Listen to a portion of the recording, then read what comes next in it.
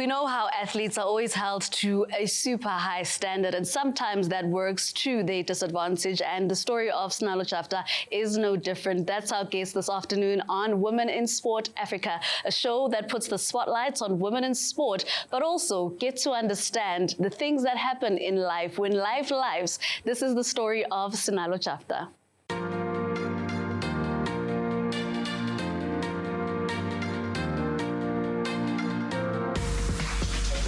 Our guest today, Sinalo Jafta, Proteas woman, wicket-keeper and right-hand batter. And I think the right-hand batter has become important because you've been doing so well with the bat, Sinalo. Yeah. It's a long overdue process, and I think it frustrated everyone, including myself. So I'm really enjoying this phase of my career. Yeah. It's interesting that it comes at this point, but we want to get to the career. I want to first start at Butterworth, where it all started. And I know I always like to speak to guests about the people I hear them mention a lot. You mentioned a lot Umama, you mentioned a lot your brother. Take me through how growing up was like. I know kono makulu, kono malume. How was it like at home growing up? Yeah, I think it's a typical black child story, if you want to put it, raised in a single parent household. I think Umama took the reins in making sure that I had everything I needed. I actually posted it on social media just to thank her, because we don't realize that it takes a village to raise a child. I actually went home in December and I was like, jeepers, I was so blessed to be surrounded by the people that actually got me to this position. And Mama, someone that used to catch a taxi to go watch me in every sporting event growing up. She never missed any sporting event. My brother that came, 12 years later? So now I'm the deputy parent, so I'm loving that role. It's going good so far. Hey, does he call you gang? Because that's what I'm called by my brother. No. Sissy. Oh, perfect. Much better. Much better than gang. But also then, Sinalo, as you say, Umama played a very crucial role. But there's something I once heard you say, that in your community, it was known that Sinalo is going to be in sport. Yeah, I think it was a no-brainer. When it came to me doing my homework, it was like a force, because I was outside playing with the boys, soccer, whatever I could find at the time. Cricket, hockey wasn't there. It was always like soccer. Yes. Marbles, I'm up at you. I still remember that. And they knew from the get-go that this child is going to play sport. And then obviously my mom, being a teacher, was like, no, I'm not having a child that's going to play sport. Education is her ticket out of this environment and community we're in. And, you know, Makulu was very persistent, because she actually raised me, because my mom had me fairly young. So obviously I had to stay behind with her. So in that, she was like, I could manipulate that lady. So when I said I wanted to play sport, then she'd go to my mom and was like, hey, let the child play sport. So I knew where to go. But those are the two people, my uncle, not forgetting him, making sure that financially we were always supported. And I think, I'm really blessed. Really blessed indeed. Take me through then your early days of school. I know you were not the brightest in class, which is okay. Hypothetically, funny enough, I was. You were, okay. I was. Just below 80. Oh, that's pretty decent. Yeah. My mom's an educator. You have to kind of make her happy so that she can allow you to go play sport. So I always made sure that I made it to the point where she'd be like, okay, you can go. And I think, obviously, sometimes she couldn't be there, but my aunt came. So, like, out of the 3 siblings, like, I never felt like I was lacking anything. They made sure that I had everything that I needed. And sport saved my life, really. You started more with hockey. Would you call it your first love? It was. I thought that I'd be going to the Olympics, doing World Cups for hockey. And God had other plans. And he's like, no, I think this is where you should go, cricket. I didn't like cricket at first. Well, I loved it because I wanted to be a bowler. And then once they gave me the gloves, I was like, I don't like the sport at all. The ball hurt my hands. Ayabonga Kaka, we were together in border. Annika Bosch, we were together in border. And they just hurt my hands. I was like, I do not like this. I do not enjoy it. And then the more I got to training, the more I fell in love with it. And then there was no looking back from it. So at which point was this? Is it still in primary, high school? When do you start playing cricket? I started playing in grade 8 because there was no girls' cricket in primary school. So obviously looking for... There was no Baker's mini cricket? Yeah, but like obviously being in hostel and everything, it was rare for me to actually participate in. My primary school wasn't big on girls cricket, and they always believed that I should play hockey. That would be my main thing. They didn't try make me go beyond. And I mean, if it wasn't for test cricket and don't put my Kayantini running in during my school holidays, bored out of my mind. And then I'm like, what is this? SABC 3, I still remember, what is this? And I was like, I taught myself cricket, like how they were scoring and stuff. See, I'm intelligent. Because it takes, when you're not a cricket person, it's going to take a bit of time to understand 6-4, what's going on. Yeah, I was in grade 3, and I think from there, like every time the boys were playing at school, I always made sure that I had time to just go and see what was happening. When they were training, I was like that little kid just trying to see what was happening. And then obviously they didn't allow me to play. So they're looking for a high school. I had bursaries at all girls schools. I was like, I'm not going there. I'm going there with these girls. And then I had to sacrifice a bursary. And then I was like to my mom, I want to go there. And she's like, okay. And then that's how I ended up at Sterling, my high school, because they actually offered girls cricket. If it wasn't for that, I wouldn't have gone. But Sterling, because I know Sterling, and I know Sterling because of Sinalo, because you mention a lot. What crucial aspect did Sterling have in your early days of cricket? I wouldn't say cricket per se. I think I'd say hockey, because I had the likes of coaches that they threw me under the bus because I played first team hockey from grade 8. And now I'm like, what is going on here? I'm just a kid from Butterworth. Everyone's got better equipment than me. Here I am with my equipment. And then the coaches were actually the one that actually made sure that I went up. There's Lisa Stewart, there's Mark Talyard. Like, those are the people that I can say that supported my journey. My mom couldn't afford hockey. They actually picked up their hands to say, you know what, we're going to make sure that you actually make these interprovincial tournaments. We're going to make sure you get the right training, the right equipment. So my mom was actually really fortunate to actually allow me to go to such a school, because I think if I went anywhere else, I wouldn't have received like that same love. Like Sterling will always have like a close place in my heart. And I mean, I remember the teachers, they allowed me to train at 5 o'clock in the morning. They'd open for me to go run, like little stuff like that, that made sure that my trajectory in sport will always be. To a point where at some point you thought you'd go back to Sterling and be the director of sports. I'm not taking it out of the picture, but it's London. I like Joburg too much. No, there is that thing about Joburg. We are with Sinalo Jafta, Proteas women cricketer, World Cup finalist at that. And when we come back, we're going to dig in more into her story and how she transitions from Sterling to tertiary and the dynamics that come with that. It's Women in Sport Africa.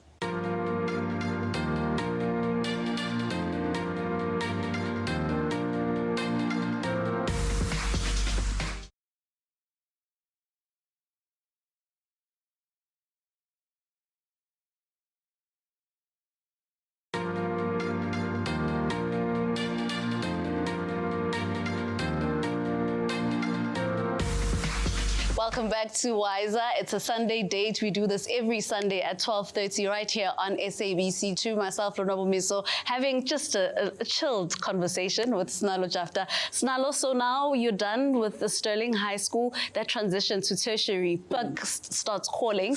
And there you are, moving, number one, from home to go and do tertiary. Yeah, funny story. So obviously I agreed to go to Poch, I think around September, October, somewhere there.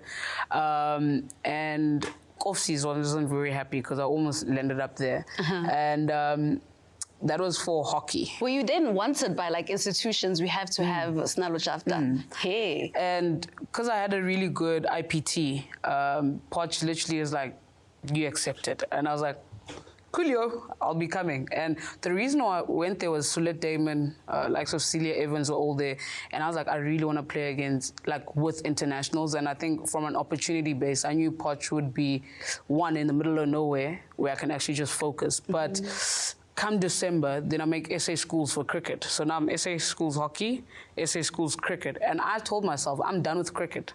As soon as the hockey bursary came, I was like, I'm done. And I got to Poch. how the coach found me is beyond me, because I made sure to stay away from cricket, because I was like, yes, I love it, but I'm not going. And I think it was the likes of the current manager for the men's Volvo. He was my SA under-19 coach. Okay. I was actually his captain. He'll always tell me this. Remember, you were the first captain I chose. And so I was his captain at under-19. And how they got me, I don't know. And the next thing, I'm playing for Northwest Dragons. In the mornings, I'm going to cricket. In the evenings, I'm going to hockey. Where studies are supposed to go, I don't know, partying. Yeah, so typically I didn't finish varsity, but I mean... Typically? Did you just say typically? Yeah. Okay. I was fortunate enough to be a really good hockey coach. So I went to Cure in Klerksdorp. So I was there for like a year before I actually moved. So you were working despite finishing? I said, I'm done. And then obviously waiting up for the call-up, because I got dropped in 2017. So in waiting for the call-up from the national team, I was in Cure 2018. Then I was head of hockey at Hati Estros Day in Worcester. It is hot. So I was doing there, so I remember everything is in Afrikaans, and I am a typical Xhosa English-speaking girl. I can Protea, maar... Nee, the biggie. Niet dice. Not like that. And I remember just being there, and I was like, what am I going to do? And 2019, I arrived in March. By May, I got a call-up from Coach Hilton and Clinton and saying, listen, you're coming back. And I was like... There's no way. Let's backtrack a bit to 2017 when you said you were dropped. What had happened there? So basically, I came in because something happened, and obviously, like, I had to come in, and once that phase was done, they literally said, thank you, cheers. Okay. And obviously, as a young player, I won't say I didn't listen to the coach's words, because I didn't. I was like young, naive, arrogant, thinking that I deserved this, like I should be in the team consistently. And then I just became self-destructive in 2017, 2018. Whereas like I hated anything to do with cricket. Coaches had to beg me to come to training. Yeah. I literally wanted nothing to do with cricket. And Coach Juancho Franamavra is currently in Namibia now. He used to ensure that I was at training each and every single week. And funny enough, I actually played well, but I just didn't want to play. And when that call came in 2019, I was like, okay, let's see. Let's give it everything. Is there ever a point in those days where you like, you know what, maybe I must just give in, because cricket keeps calling, even on the days where I don't want to be there, cricket people are here trying to drag me back to the cricket pitch? No, I was prideful, I was very resentful. Like, why are you going to drop me in the first place? Like, it's that typical athlete mentality. Yes. Like, you want to drop me? I'm going to show you I'm going to make it without you. Like, just that young kid thinking that. And I'm glad I went through that phase, because I actually appreciate where I am now. If it wasn't for that, I wouldn't be able to sit here and be like, I actually am doing well for myself. Yeah.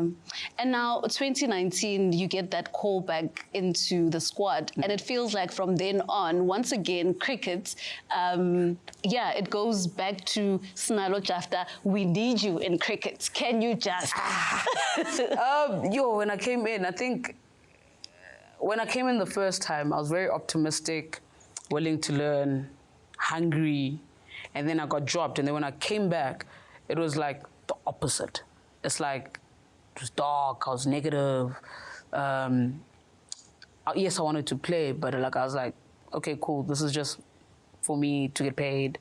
There was no longer that hunger I had coming in. So, and I think that was carrying resentments of being dropped. And yeah, I was just weird about it. But the irony is that you were doing well on the pitch. Yeah, like it was a weird, like not well to the point where I'm giving it everything I have off the field. Like I was still being the naughty kid that I was, but I wasn't giving cricket 100%. If anything, I was giving it 50-50. Like training 50%, lifestyle 50%.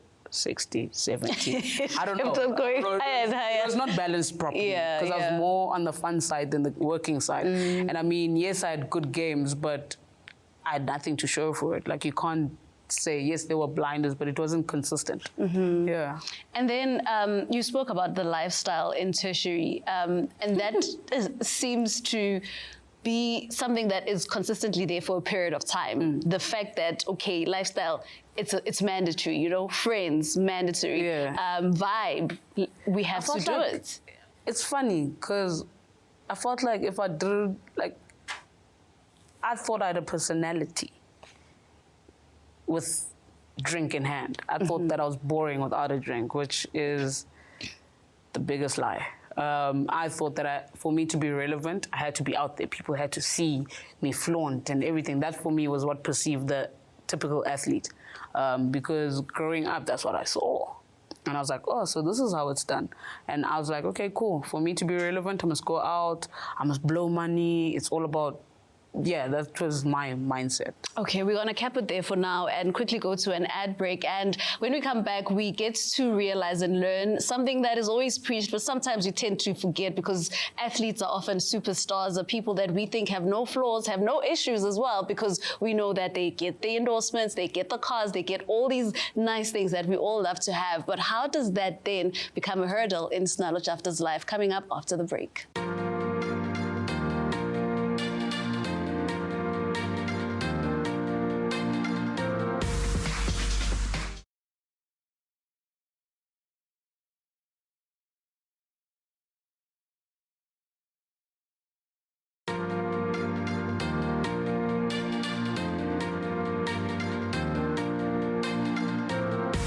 As we continue our conversation with Sinalo, being an athlete, especially Proteas athletes wearing the green and gold of South Africa, we all see it as, oh my gosh, one day I'd love to get there. I wanted to be. I played girls cricket as well, actually, in high school, and I thought one day, who knows, maybe, you know. But you finally had the privilege, you know, because it is a privilege and an honor to don these colors and the badge. Do you feel like at some point it was too hard to carry? No, not necessarily. I think growing up, all the coaches I've had, we knew that this would be where we're gonna go. So like the prep was always there, but I just didn't have lessons on how to deal with everything that surrounded you. Because obviously once you do something and you get hooked, which is me, I don't know how to come out of it. And I think if I had education, or I had someone that went through like similar stuff and to kind of teach me that you don't always have to necessarily follow the crowd. Yeah. Because that's what I did. For me to fit in, I had to do what you were doing so that I can be a part of, instead of saying, listen, we work very hard, put your head down and you work. I wish that was something that I learned from a very young age. What did that look like, following the crowd, especially during that 2019, 2020 era? It wasn't even necessarily in cricket. It's because I was in Cape Town by that time, and I was like, Cape Town swallowed me whole. It's like, let's go out. I was like, cool. But I know that I've got training in the morning. But I don't care. I'm going to go where the crowd is going. And by that, it's like, I made sure to isolate all my cricket people. Not everyone knew. They had an idea, but they didn't know how bad it was. So obviously, my circle of friends was like completely different. It was like I was leading two lives. I could put different hats and be like, oh, Sinalo's this person, and you're like, huh? Like, it was like two people at the same time. And that was it. I just got swallowed into that whole lifestyle, And you know, I mean, most of us can have a similar story, especially where tertiary is concerned, because as a black child, you grow up in a household where you're lucky to get to a tertiary institution, be it a college, be it a university. If you're able to get there, it's a big thing. But as you said, we don't know how to carry ourselves. And that's when you get to tertiary and you experience, for the first time, mamas, nowhere to be seen, that neighbor that knows. Do you understand? So you're right when you say that we don't have the guidance of how to deal with these things. So how do you then get to a point where it's not just vibes? It's a point where this thing is actually starting to get bad. Yeah, but it's weird. Like, I just want to add on to the point, and it's funny because once you say no, you become isolated. So it's like, now I'm isolated, I'm in my varsity room, I'm isolated, everyone is going out, and every time they go out, they're like, this one doesn't go out anyway. So now you start seeing a different side. So you're like, what do I do? And then once you say yes, that's when you get sucked in, and those people can actually come out and you stay in that world. And that's what happened to me. It's like everyone else were able to leave, but I was like, this is nice. And yeah, crazy. So describe to me, to your comfort, how the level of drinking and how bad it got for cricket. I was binge drinking. Just before COVID, I was very like easy, simple, chilled, going for drinks. But I think during COVID, that's when like my addiction manifested. And then, you know how you couldn't get alcohol? I always had alcohol during COVID. Plan is as ways. How and as numb, but like it always made sure that I had. And then once we got out of COVID and we could travel, and I remember that Indian series, and we were in India, that was really bad. Like all I did, I don't think I even ate. If I ate, it was like just something small, but like if anything, I was just drinking. And I mean, this is someone on international duty. One, yes, I'm not playing, but instead of playing, I was supposed to learn. But I was in this whole self-piteous thing of, I'm not playing, I'm not good enough, instead of learning from Trish. And I think that will always be my biggest regret. Like, I didn't open up myself into learning from Trish. And like, yes, now I'm fortunate that she's at the Lions with me, and I can still feed off and still ask questions. But like, once you're there in pressure situations, to sit next to her and like understand, like, what is she thinking? That's always going to be my biggest regret. So what do you think was... I know there's the pressure that is obviously there, but what was making it worse? Is it the feeling like, okay, I'm just not good enough to be here? I was impatient. Okay. I was really impatient, because if I look at it, I was always good enough. I was just really impatient. I wasn't, as much as I was training, I was partying even harder. So then, obviously, muscle-wise, it forgets whatever. And I was really impatient. If I literally put my head down and I worked, same story, typically, but it just would have not taken this long. Yeah. And I suppose the tricky thing with you became the fact that, like you said, you isolated, so a huge chance that a lot of people did not know. At home, Mama, not aware of what's happening. Because I was staying with her. So obviously, after a night out, I'd come home at like 3, 4 o'clock in the morning, sometimes 9 o'clock in the morning. Don't ask me where I was. I can't tell you. I can't remember. It's typical stuff like that. I was bad. And like my mom would always be like, I can't be losing my child over alcohol every single time. And I'm like, leave me alone. Like, you know, that whole typical kid is like, now you want to be rebellious at like, what, 26? Come on, chef. Sure. And what becomes that moment where you're just like, okay, no, at this point, something's got to give? It was no longer fun. I was just doing it because I couldn't not drink. And I remember we came back from the Commonwealth. Commonwealth Games broke me. It's a story that I haven't told and I'm not going to tell for a while. You'll read about it in the book. Okay. You'll read about it. Commonwealth Games. Performances were not coming. That was the first time I was like, listen, you have a problem here. After the Commonwealth Games? Hey, we finished. No, it was bad. I will tell that story one day. So wait, which Commonwealth Games? The 20? The previous one. Okay. Now in Birmingham in England. That's recent. Yeah. And after that, I came home and I was MIA for 2 months. Didn't train, just drank, partied. That was it. There was no cricket duty at the time? I don't want to play cricket. So it was going on, you were just not pitching? Yeah, I was MIA. And I still remember, I've mentioned this before, when that meeting thingy came on Teams, and I was like, should I attend, shouldn't I? And I saw it was just management. I was like, oh, the contract is gone. That's the first thing I said. I was like, yep, I'm losing my contract. Is it worth logging on? Because I know what's going to happen. Something in me said, log on. Log on. Coach is like, Jeff, what's going on? I was like, Coach, it feels like I'm in a hole I can't get out. And that's when I got help. All along, I was dribbling. And Doc actually mentioned that I had a drinking problem in May. It's now October. This is the team doctor. Yeah. She said something in May. But in my head, I didn't see what she was talking about. And then it took me to get to that point of whatever happened in Birmingham, leading up to going MIA, to me hitting my rock bottom. And I said, I need help. Was there fear, though, in you of possibly losing the contract? Oh, no, it was evident. I think if I didn't reach out for help, it was gone. Okay.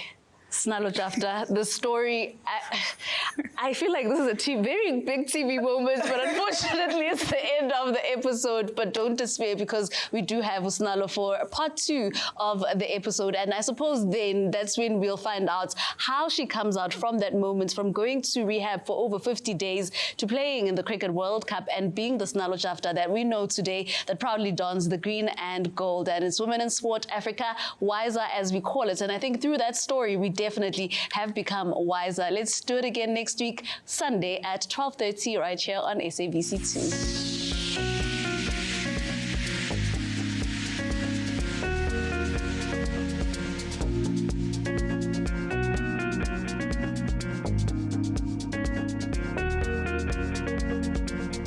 Bye.